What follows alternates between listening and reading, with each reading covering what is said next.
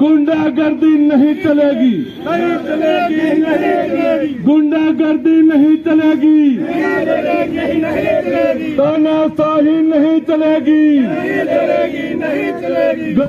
नमस्कार, मैं दीपक दहिया इस वक्त मौजूद हूँ पिलानी उप तहसील के सामने। किसान अपनी मांगों को लेकर काफ़ी दिनों से सरकार से गुहार भी लगा रहे हैं, क्योंकि पिछले दिनों में जब पाला पड़ा था उसकी वजह से किसानों की जो फसल है वो नष्ट हो गई थी। सरकार बड़े बड़े दावे ज़रूर कर रही है कि किसानों की मांगे हैं वो हमने पूरी कर दी है, गिरदावरी करवाई गई है और जितना फसल का नुकसान हुआ है उतने की भरपाई उनकी की जा रही है।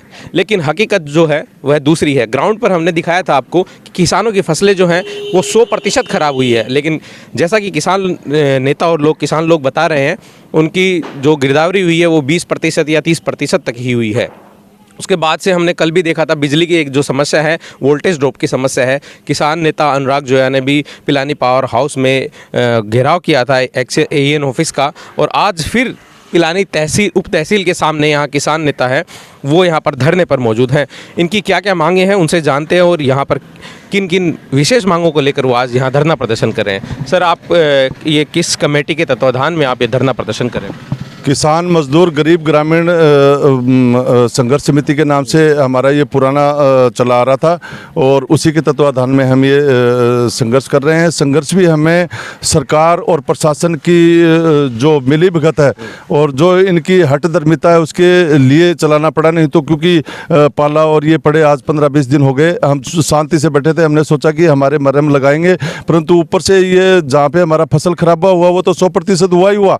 ऊपर से ये जो अजमेर डिस्कॉम के अंदर जो ये ट्रांसफार्मर्स ला करके और जो हमारे बिजली जो जाती थी उसकी वोल्टेज कम कर दिए गए और जो डिम बिजली जाती है उसके अंदर बच्चा पढ़ भी नहीं सकता। इस तरीके की उसके साथ में जहाँ पे लूट मची हुई है हर तरीके से, उन सब को लेकर के किसानों की मुख्य समस्या आज के दिन यही है कि सही गिरदावरी हो, 100% खराबे का 100% मुआवजा किसानों को मिले। आज तक झुंझुनू जिले के खास करके पिलानी क्षेत्र के लोगों को सिर्फ बावड़े बनाए गए हैं, आज तक एक पैसा मुआवजे का नहीं दिया गया। मुआवजे के रूप में हमारी किस्तें काट ली जाती हैं, जो भी हम लोन लेते हैं उसके ऊपर हमारी किस्त ले लेते हैं और आज तक हमें मिला कुछ नहीं। उसी के तत्वाधान में आज ये 2 फरवरी 2023 को ये धरना शुरू हुआ है।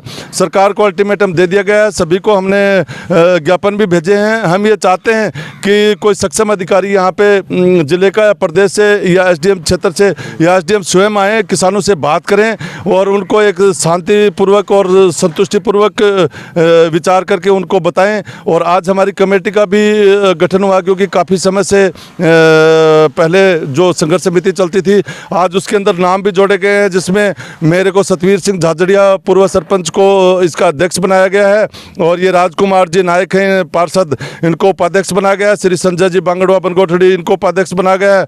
महामंत्री श्री भगवान दत्त जी पारिक को बनाया गया है। सहमंत्री श्री सुरेंद्र जी सियाग को बनाया गया है। संगठन मंत्री श्री आवासिक जी सियाग बोजगाबास को बनाया गया है। कोषाध्यक्ष श्री भगवान दत्त जी पारिक पथरिया को बनाया गया है। बाकी सभी लोग कार्यकारिणी में और कल हम यहीं पे बैठेंगे।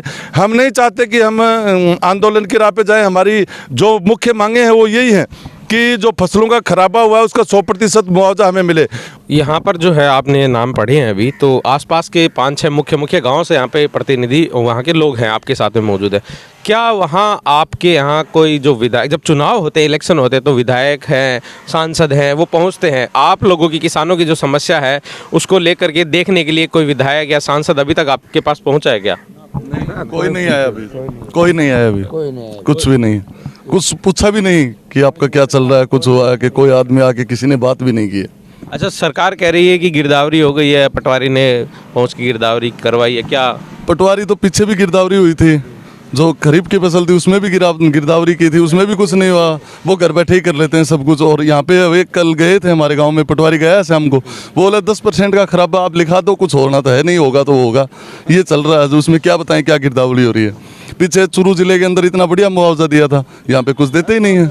हर साल मुआवजा मिलता है, यहाँ पे कुछ भी नहीं आता। बीमा के पैसे कटते हैं हमारे, KCC हमारा, KCC बीमा के पैसे कटते हैं। बीमा के पैसे सरकार क्यों काटती है, किस लिए काटती है? कि किसान को मिले उसका फ़ायदा।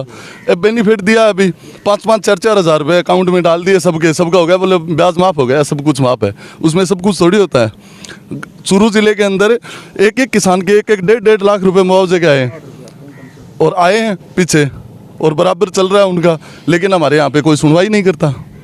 क्या उसमें? जी, राजकुमार जी भी हमारे साथ में इसी धरने पे मौजूद हैं। तो राजकुमार जी, क्या कोई नेता नहीं पहुंच रहे हैं और चुनाव हैं, चाहे वो भाजपा के हो चाहे वो कांग्रेस के हो, वो चुनावी मुद्दे जो देखते हैं ऐसे तो उनमें बड़ी तत्परता से आगे आ जाते हैं, लेकिन किसानों की मांगों को लेकर उनके साथ खड़ा हुआ कोई नज़र नहीं आता है। दीपक जी, ये सरकार और यहाँ के नेता और यहाँ के प्रशासन है केवल और केवल झूठ के पुलिंदे पे चलते हैं।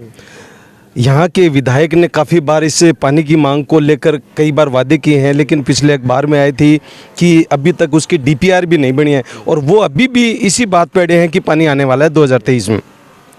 किसान को इस विधायक जी कह रहे हैं मुझे नहीं पता कि कब आएगा पानी, आएगा जरूर लेकिन टाइम लाइन नहीं है। नहीं, पिछली बार आप ही के सामने वो वादा वचन करके गए कि 2023 में पानी आएगा। उन्हीं के नुमाइंदे डिप्टी साहब और यहाँ के जो एक्शन वैक्शन जी मैंने जो भी आए थे सब आके उन्होंने बोल के गए थे कि 2023 में पानी आएगा। यहाँ की जो सरकार है केवल और केवल वादे करती है और वादे करके भूल जाती है। वादा खिलाफी करने में पहले नंबर पे है। जहाँ तक कि किसानों की बात आती है तो इस भारत देश में किसान को अन्नदाता कहा जाता है और जितनी हालत खराब इस अन्नदाता की है उतनी हिंदुस्तान में कहीं किसी की नहीं है। प्रधानमंत्री भी कहते हैं कि हम किसानों के लिए बहुत सारा कर रहे हैं, लेकिन इस बार तो ये किसान लोग आपके सामने बोले उनको कुछ नहीं मिला। बिल्कुल आपकी बात सही है। जहाँ तक किसानों की बात होती है किसानों की हालत खराब है और जब तक इन किसानों की मांगों को पूरा नहीं किया जाता है तब तक इस संघर्ष समिति के जरिए हम आंदोलन को जारी रखेंगे और जब तक ये मांगे पूरी नहीं होती है तब तक जारी रखने का हम पूरा प्रयास करेंगे। एक बड़ा आंदोलन हुआ था कुछ सालों पहले, 2-3 साल पहले ही, अभी किसान आंदोलन, बड़ा आंदोलन आप लोगों के लिए हुआ था, किसानों के लिए हुआ था। किसानों पर आरोप भी लगे थे कि आप लोग देशद्रोही हैं। फिर उसके बाद में सरकार ने, प्रधानमंत्री खुद ने माफ़ी मांगी थी कि आपकी समस्या है वो हम देखते हैं, करेंगे। क्या उन प्रधानमंत्री ने क्या किसानों के लिए कुछ अभी तक किया है? क्या किसानों को सीधा सीधा कुछ फ़ायदा हुआ है क्या अभी तक? देखो, जो ये जो अभी किसान आंदोलन चला था और उस किसान आंदोलन का मुख्य कारण यही था कि जो ये 3 कानून जो बनाए गए थे वो काले कानून थे और सरकार इस बात को समझी और प्रधानमंत्री भी इस बात को समझ गए। लेकिन वो पहले, उससे पहले वो बोल रहे थे कि तो आप लोग तो देशद्रोही हैं, किसानों को देशद्रोही, किसानों को आतंकवादी बताया गया था उनकी। ये बोले बहुत कुछ है, लेकिन मतलब प्रधानमंत्री उसके बाद में सच्चाई को समझ गए थे कि किसान का ये आंदोलन सही है और इस वजह से इस काले कानूनों को प्रधानमंत्री ने मानते हुए वापस ले लिए। कल जो है ना अडानी ने पूरा का पूरा कर दिया, सारा देश है ना वो गिरवे जा रहा है। 13 महीने तक किसान हुए, 800 किसान मरे। एमएसपी वादा किया था कि एमएसपी दी जाएगी, अभी तक उस पर कोई चर्चा